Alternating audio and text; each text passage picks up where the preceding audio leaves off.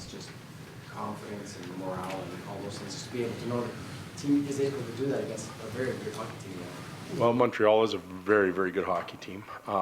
That victory and that comeback was it was rewarding. It was something that was special for us, but it's also in the past. It accentuated our push as a staff to get them to continue to push deeper and push deeper into the games. They were able to do that. So a lot of focus at the back end of the game after that one.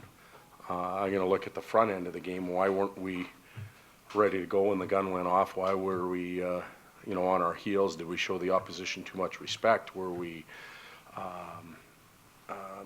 not in position? Were we not working? Those types of things. So all the energy and passion goes towards the end of the game. We'll also look at the beginning because we've got to fix that. But in terms of a teaching moment, do you teach your team what they did poorly in the first half, or do you leave that alone and just show them what they did well in the second? Well, we've been doing a lot of teaching about the hey, this is weak. This is areas that we need to improve on. I think in this case we've got to go after some of the good and reward them with that.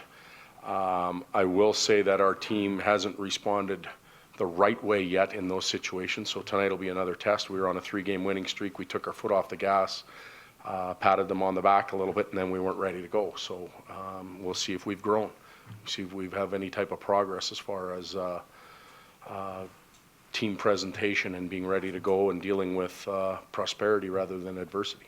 You had to look at the Pacific Division and realize this year it's not two teams 7-1. It's more bunched as opposed to the Central, which is loaded with two teams. So you're 4-7, but you're not that far out of it, in terms of if two teams are going along. Yeah, it's a different year as far as the spread, and a couple teams are probably throwing that askew from what it normally is, but I think it all shakes out when it's all said and done.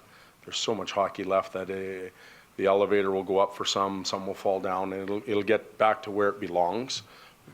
I'm not saying that we can predict which teams will belong where, but by the end of the year it will be where it belongs, and the division's been notoriously extremely tough.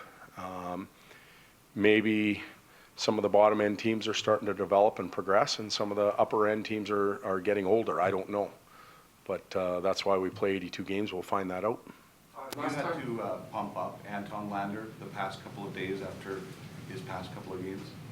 No, I actually did the other thing. I kind of pushed him back down, and he knows he's going to get back on the ice tonight. He's going to get another opportunity, and he's going to make good on it. I believe that will happen. I think he believes that will happen, and I met with him a couple times this season already and let him know how much I appreciate his game and how detailed it is. But it's effective when he is that. When it's not detailed, then we have problems. So he made some mistakes. Everybody makes them. The message has been sent. He'll get another opportunity, and all the more power to him. Make good on it. Last time we in Calgary got to see you guys, Connor had his breakout game. Is there a difference in him since that game? Yes. And maybe not that game, but the prior games. I think that was the night where I believe I used the word gave himself permission to get going, and I think he realized that he can be a go-to guy on our team. He can be closer to the front of the bus rather than the back of the bus. He can do certain things in our game against the opposition and be successful. So he's had more confidence, but also the guys playing to the left and right of him, I think have felt that a little bit too, Yak in particular.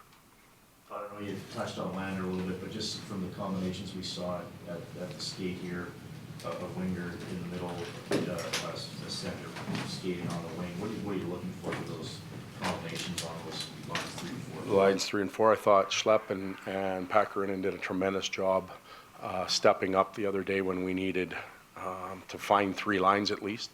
They'll get another opportunity. They earned that chance. Anton will play in the middle. Letestu will play on the right. And, those two need to give us a little bit more in certain situations, but they're going to get the opportunity. And penalty killers coming from that 4th line. So there's a reward for a couple, and there's a not so much for Tess, but for Anton, a little bit of a poke in the ribs and say, let's get going. Can you comment on Nail's game? I don't know how much you knew about it before, but particularly since he got on that line, and particularly in his own end, he's been really responsible. Yeah, he has. He's been, he looks confident. When he comes to the bench and you talk to him about certain situations, whether they were successful or maybe a fail situation, he knows what he's talking about, which is a real good sign. So we deal with him that way. But I think he's comfortable right now, and I don't mean overconfident or anything. He's comfortable with his line mates, and they've had success, so we want to keep that going. But he's committed himself to a full game rather than just a stat sheet game, goals, assists, and that type of stuff, and it makes a big difference. Well, I know this predates you, but the Oilers haven't had success against the Calgary Flames over the past, I don't know, 7 or 8 years. It seems like it's been one-sided deal. Is there anything in it as a coach where this team is to, is there more in beating Calgary than in beating anyone else? Can you establish a rivalry? Is it good for your team to beat Calgary? Is there anything in this for you? Well, each geographical team kind of has their natural rival. Anaheim, LA, San Jose, for example, when I was there, that was those games were extra intense, and I would expect this Alberta rivalry to be that and to get to that. We're both teams that are trying to evolve and grow.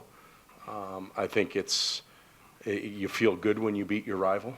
It doesn't matter whether it's Calgary, Edmonton, or anybody else. You feel good about beating your rival, and you don't feel so good if your rival beats you. So is there anything extra added in there? Perhaps, yes.